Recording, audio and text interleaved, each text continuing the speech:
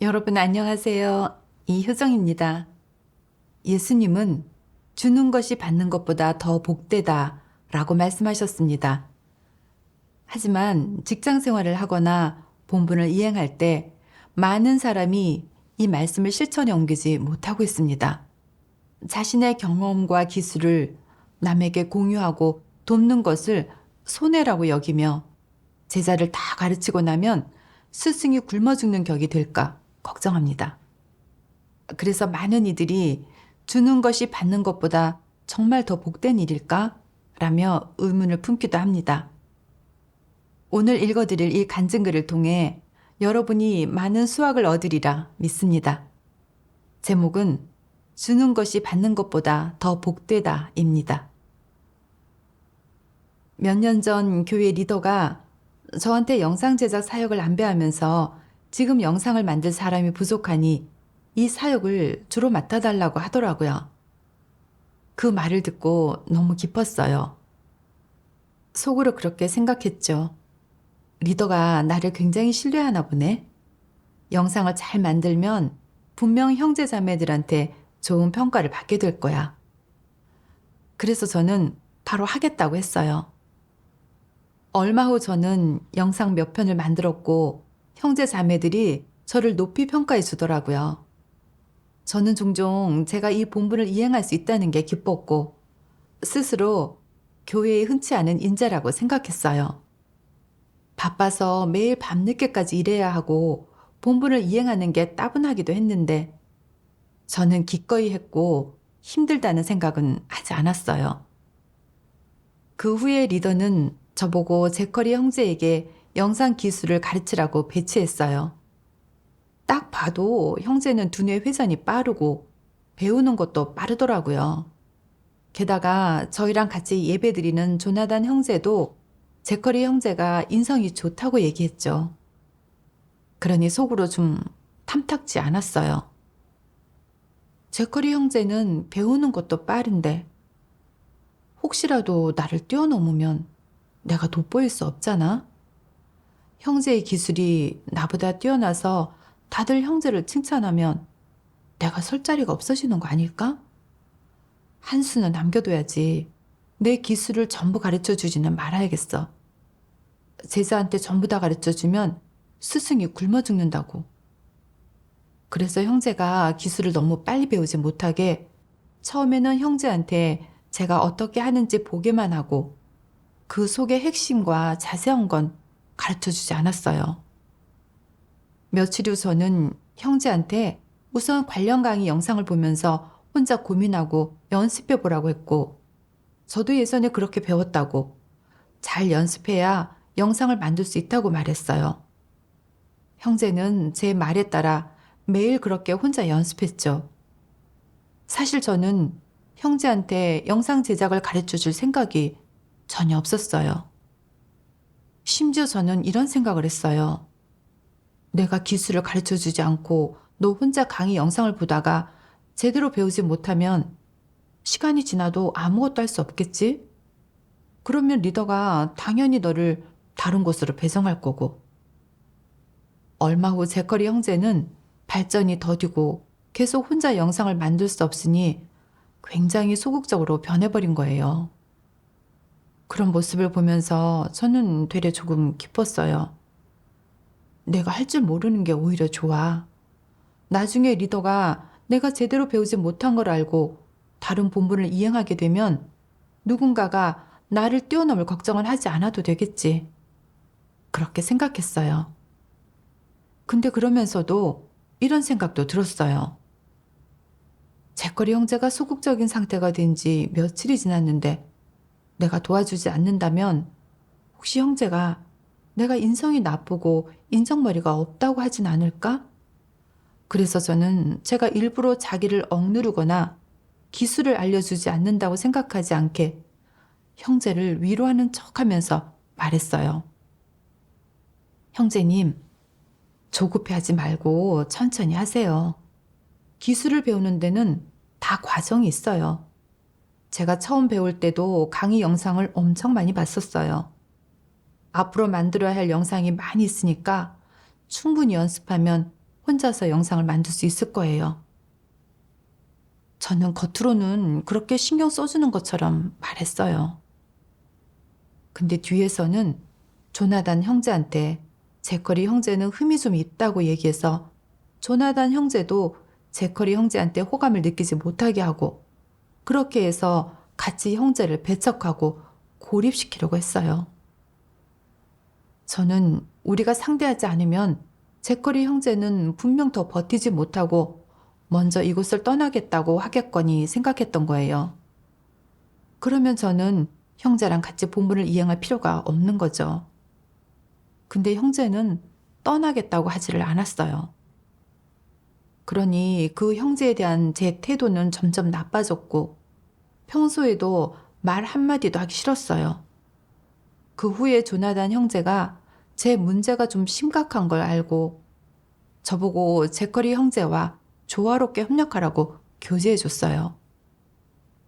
그때 저도 제가 좀 지나치다는 생각이 들었고 속으로 자책감이 느껴져 제커리 형제를 이렇게 대해서는 안 된다는 생각이 들긴 했었어요.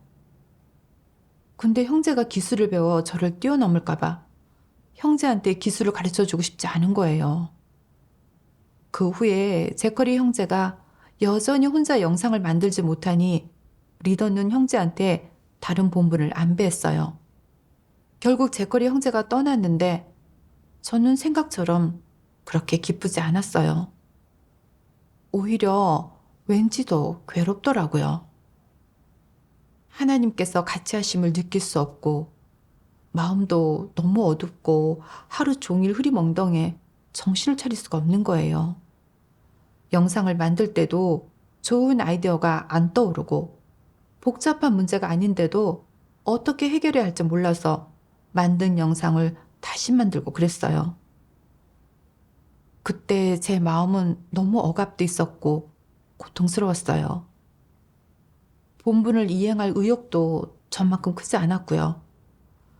그 후에 저는 형제 자매들한테 제 내적 상태를 털어놓고 구했어요. 그러니 형제 자매들이 저보고 명예와 지휘욕이 너무 강하고 성품도 너무 교만하고 인성도 나쁘다고 하더라고요. 그 말을 듣고 마음이 너무 괴로웠죠. 저는 그제야 자신을 반성하기 시작했어요.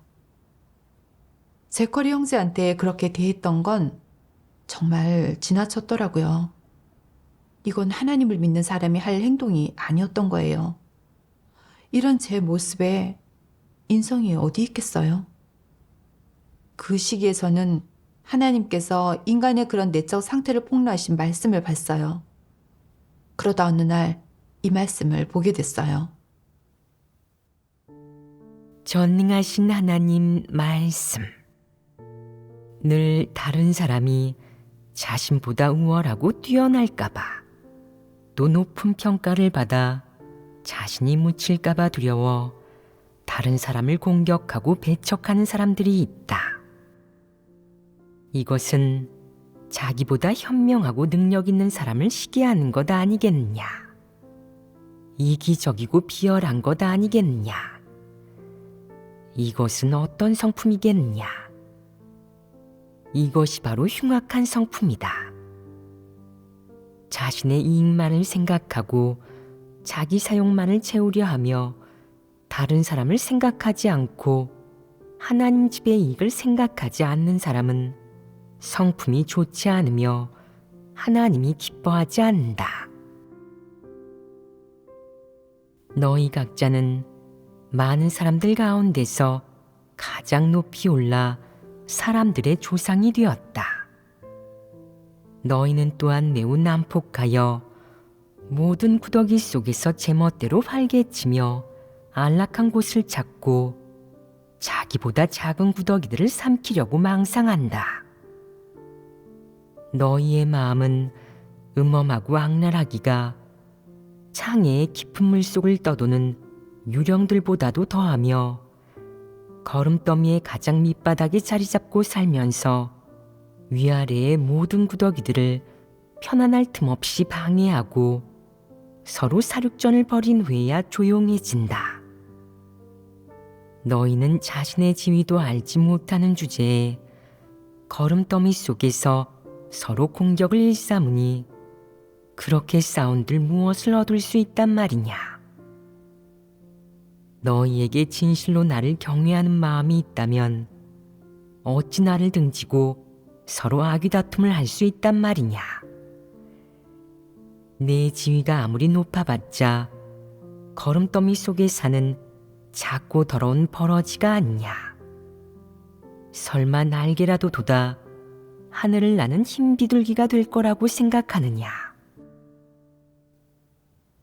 하나님 심판 말씀의 모든 구절이 제 마음을 찌르더라고요.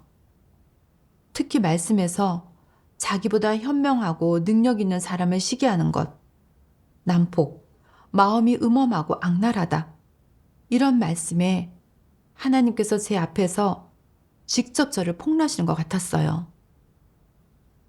저는 제커리 형제가 두뇌 회전이 빠르고 배우는 게 빨라 이런 기술들을 배우면 저를 뛰어넘어 제자리를 대체할 게 두려웠어요. 저는 제자리를 지키려고 형제에게 가르쳐 주지 않았고, 게다가 일부러 형제를 억압하면서 기술을 배우지 못하게 했어요. 게다가 조나단 형제까지 끌어들여 같이 형제를 배척하고 고립시켜서 어려움을 느낀 그 형제가 자기 스스로 물러나게 만들려고 했었어요. 저는 제 명예와 지위를 지키려고 형제를 원수처럼 대했어요. 형제가 저의 배척에 못 이겨 소극적이고 배우기 싫어하는 모습을 보일 때도 저는 반성하지 않고 오히려 기뻐하고, 심지어 형제가 하루 빨리 떠나길 바랬어요. 조나단 형제가 제 문제를 지적해 줬는데 저는 지휘욕이 너무 강하고 마음이 너무 강팍한 데다 자신을 진정으로 반성하지도 않았어요. 결국 그 형제는 혼자 영상을 만들 수 없어 다른 본분으로 조정되고 말았죠. 저는 정말 이기적이고 비열하고 너무 악랄했어요. 그 후에 이 말씀을 보게 됐어요. 전능하신 하나님 말씀. 적그리스도는 하나님 집의 소유물과 교회의 재산을 자기 손에 넣어 사유재산으로 삼고 자기가 통제하려고 하며 다른 사람이 간섭하는 것을 용납하지 않는다. 그가 교회 사역을 할 때 고려하는 것은 오직 자신의 이익과 지위, 체면뿐이다. 그는 누구든 자신의 이익을 해치는 것을 용납하지 않으며 자질이 있고 체험 간증을 말할 수 있는 누군가가 자신의 명예나 지위에 위협을 가하는 것은 더더욱 용납하지 않는다. 누가 앞에 나서서 사역을 좀 하기만 하면, 또 누가 진실한 체험 간증을 말해 하나님의 선민에게 도움과 이로움을 가져다 주고 그들을 붙들어주며 모두의 동조를 받기만 하면 적그리스도는 질투와 증오에 휩싸여 배척하고 억누르려 하며 이들이 사역을 맡는 것을 절대 용납하지 않는다. 자신의 지위가 위협받는 상황을 피하려는 것이다. 적그리스도는 내가 그냥 넘어갈 줄 알고? 너는 내 구역에 들어와 역할을 수행하면서 나와 겨루려고 하겠지만 그건 안 될 일이야. 꿈도 꾸지 마.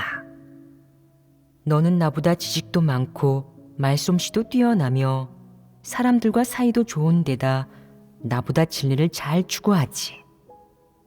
너와 협력하라고?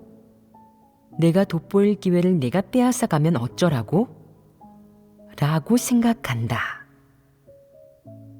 적그리스도가 하나님 집의 이익을 생각하겠느냐?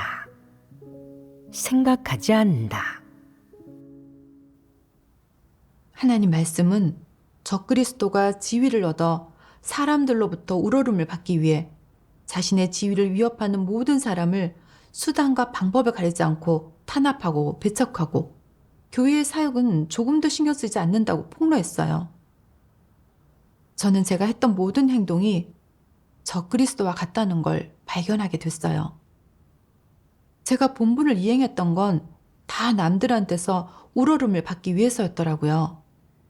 저는 제커리 형제가 기술을 배우고 나서 저를 뛰어넘어 제 자리를 차지할까봐 그 형제한테 기술을 가르쳐 주지 않았고, 심지어 뒤에서 형제를 판단하고 고립시켰어요. 저는 교회의 이 사역을 제 개인의 경영으로 생각하면서 하고 싶은 대로 제 멋대로 했던 거예요. 심지어 지위를 위해 수단을 가리지 않고 제 지위에 위협이 될 수 있는 사람을 공격하고 배척했고, 교회의 이익은 조금도 고려하지 않았어요.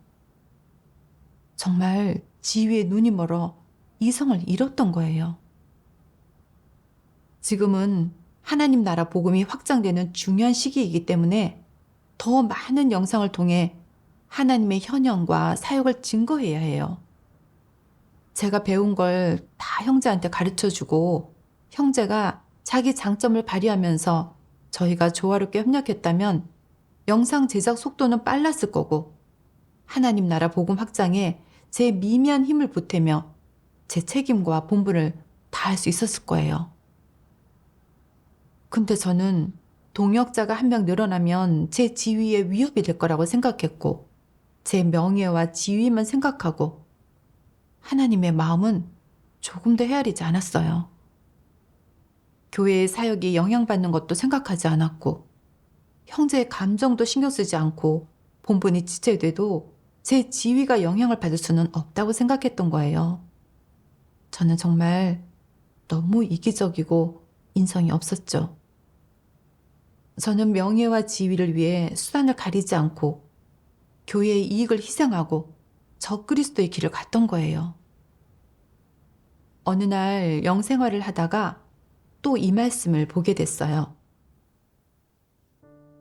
전능하신 하나님 말씀. 사람이 지위를 추구하는 것은 하나님이 가장 혐오하는 일이다. 지위를 추구하는 것은 사탄 성품이자 그릇된 길이며 사탄의 패괴로 인해 생겨난 것으로 하나님께 정죄받는 것이고, 바로 하나님이 심판하고 정결케 하려는 것이기 때문이다.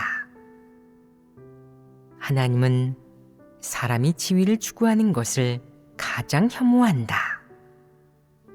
그런데도 내가 목을 곧게 세워 지위를 두고 다투고 언제나 그것을 아끼고 지키면서 점하려 한다면 그것은 하나님께 대항하는 성질을 띠고 있지 않느냐. 하나님은 사람에게 지위를 정해준 적이 없다. 하나님이 사람에게 진리와 길, 생명을 공급하는 것은 최종적으로 기준에 맞는 피조물, 작디 작은 피조물이 되라는 것이지, 지위 있고 명망 있고 만인이 우러러보는 사람이 되라는 것이 아니다. 그래서 어떤 각도에서 보든 지위를 추구하는 것은 죽음의 길이다. 내가 어떤 합리적인 이유를 가지고 지위를 추구하든 그 길은 여전히 잘못된 것이지 하나님이 칭찬하는 것이 아니다. 내가 얼마나 노력하고 얼마나 큰 대가를 치르든 네가 지위를 원한다면 하나님은 주지 않는다. 하나님이 내게 주지 않으면 네가 다투어도 얻을 수 없다. 만약 네가 끝끝내 다투려 든다면 그 결과는 오직 하나, 드러나 도태되는 죽음의 길뿐이다. 하나님의 엄한 말씀에 하나님의 성품은 공의롭고 사람이 거스를 수 없다는 걸 느낄 수 있었어요. 제가 했던 행동들을 떠올리니 두렵더라고요. 지위를 추구했던 제 모습은 하나님께서 혐오하시고 증오하시는 모습으로 죽음의 길이었던 거예요. 교회에서 저한테 영상 제작을 훈련할 기회를 주지 않았거나 하나님께서 이끌어주지 않으셨더라면 제가 어떻게 그렇게 많은 기술을 배울 수 있었겠어요? 교회에서 저보고 제커리 형제한테 기술을 가르쳐 주라고 했으니 저는 마땅히 제가 아는 걸 다 형제한테 가르쳐 주고 형제와 같이 협력해 본분을 잘 이행해야 하나님의 뜻에 부합해요. 하나님은 제가 본분을 이행하는 과정에서 진리를 추구하고 폐기된 성품을 벗어버리고 제가 마땅히 해야 할 본분을 잘 이행함으로써 하나님을 만족해드리기를 바라신 거예요. 그게 바른 길이고 하나님을 믿는 사람으로서 제가 마땅히 추구해야 하는 거예요.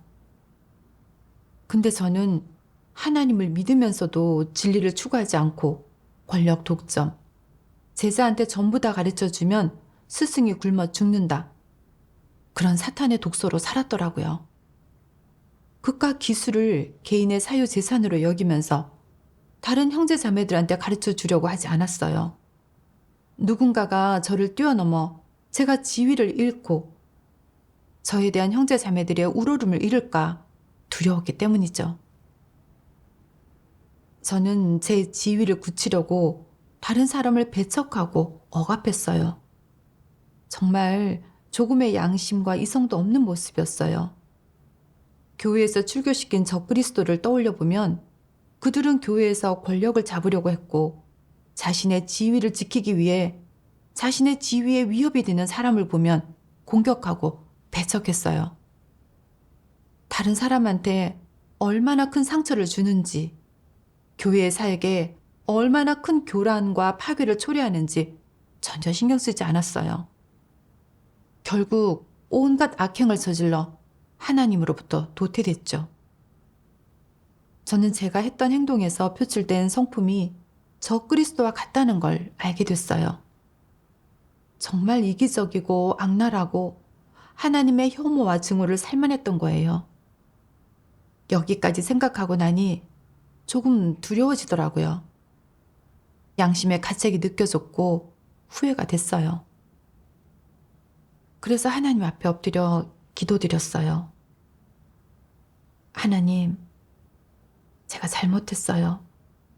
제가 지위에 눈이 멀어 이성을 잃고 그 형제한테 상처를 줬어요. 하나님, 정말 그러지 말아야 했어요. 회개하고 싶어요. 제가 또 그러면 부디 저를 징계해 주세요. 그 후 리더는 또 다른 두 형제를 저와 협력하게 안배했어요.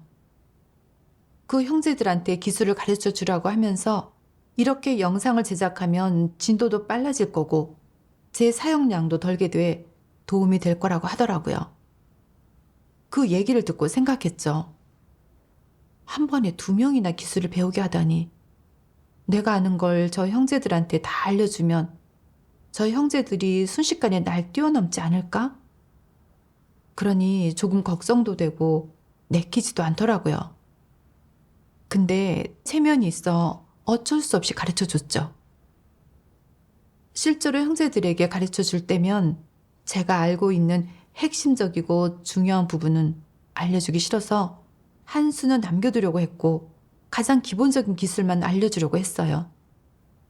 근데 그렇게 하려고 생각하니 마음이 굉장히 불편해지더라고요. 그렇게 하는 게 이기적이고 비열하고 인성이 없다는 생각이 드는 거예요. 그 후에 하나님 말씀을 보게 됐어요. 전능하신 하나님 말씀. 이방인은 한 가지 폐괴의 성품을 갖고 있다. 다른 사람에게 업무 지식이나 기술을 가르칠 때 이렇게 생각한다. 제자에게 전부 다 가르쳐주면 스승이 굶어 죽는 꼴이 될 거야. 내가 알고 있는 것을 남에게 다 가르쳐주면 아무도 나를 우러러보지 않고 나를 대단하게 생각하지 않을 거야. 스승으로서의 내 지위도 잃게 되겠지. 그럴 순 없어. 내가 할 줄 아는 걸 남에게 다 가르쳐주지 말고 핵심적인 것 몇 개는 남겨두어야 해. 그래야 다른 사람들이 나를 존중하고 우러러볼 것 아냐. 또 그래야 내가 남들보다 뛰어나 보일 수 있고. 이는 어떤 성품이냐? 바로 간사한 것이다. 누군가를 가르치거나 자신이 배운 것을 공유해야 할 때 어떤 태도를 갖춰야 하겠느냐? 최선을 다해야 합니다. 남김이 없어야 합니다. 어떻게 하는 것이 남김이 없는 것이냐? 내가 배운 것을 남김없이 모두에게 알려줘도 괜찮아. 어차피 나는 너희보다 자질이 우수하고 더 높은 수준까지 깨달을 수 있으니까. 라고 말한다면 이것도 남겨두는 것이고 아주 계산적인 것이다. 또는 내가 배운 기본적인 거 다 알려준다고 해도 괜찮아. 그래도 내가 너희보다 아는 게 훨씬 많으니까. 너희가 이런 것들을 배워도 나만큼은 못해. 라고 말한다면 이것도 역시 남겨두는 것이다. 너무 이기적인 사람은 하나님의 축복을 잃게 되므로 하나님의 마음을 헤아릴 줄 알아야 한다. 너는 내가 알고 있는 것 중 가장 중요하고 핵심적인 것을 하나님 집에 바쳐 하나님의 선민들이 모두 배우고 알 수 있도록 해야 한다. 이것이야말로 하나님의 축복을 받는 것이며 하나님은 내게 더 많은 것을 베풀어 줄 것이다. 이를 가리켜 주는 것이 받는 것보다 복이 있다. 라고 한다. 내가 본분 이행에 내 은사와 특기를 전부 발휘하여 본분을 제대로 이행하고 모두에게 도움이 되게 한다면 교회 사역에 도움이 될 것이고 하나님에게 칭찬받을 수도 있을 것이다. 반면 내가 내 은사와 특기를 남겨두고 일부만 사용하고는 괜찮다고 생각한다면 그것은 안 된다. 그런 본분 이행은 좋은 성과를 낼 수 없다. 내가 깨닫고 꿰뚫어 본 것을 전부 교제해야 모두가 도움을 얻을 수 있고 더 좋은 성과를 낼 수 있다. 만약 대치적인 것만 말할 뿐 세부적인 내용은 설명하지 않은 채 중요한 것들을 마음속에 숨겨두면서 어쨌든 난 알려줬어. 당신이 깨닫지 못한 것은 당신 자질이 부족하기 때문이지 내 탓은 아니라고. 라고 생각한다면 이런 속셈에 간사함이 들어있는 게 아니냐. 이기적이고 비열하지 않으냐. 무엇 때문에 마음속에 있는 것, 알고 있는 것을 전부 다 알려주지 않고 도리어 남겨두는 것이냐. 이것이 바로 마음가짐의 문제이고 성품의 문제이다. 대개 사람은 어느 분야의 업무 지식을 처음 접하면 글자 그대로만 이해하게 되고 핵심적인 부분이나 알맹이는 어느 정도의 시간을 들여 실천해봐야 알 수 있다. 내가 이미 터득했다면 직접 알려주어 상대가 시행착오를 겪거나 많은 시간을 들여 모색하지 않도록 해야 한다. 그것이 너의 책임이고 마땅히 해야 할 일이다. 너는 네가 중요하다고 여기는 부분과 알맹이를 전부 다 알려주어야 남겨두지 않는 것이고 사심이 없는 것이다. 너희는 다른 사람에게 기술을 가르치거나 업무를 교류할 때 혹은 생명 진입을 교제할 때 이기적이고 비열한 측면의 폐괴 성품을 해결하지 못한다면 본분을 제대로 이행할 수 없다. 그러면 너희는 인성과 이성, 양심이 있는 사람이 아니고 진리를 실행하는 사람이 아니다. 너는 반드시 진리를 구하여 폐괴 성품을 해결하고 사심 없이 오직 하나님의 마음만 헤아려야 한다. 그러면 진리 실제가 있게 된다.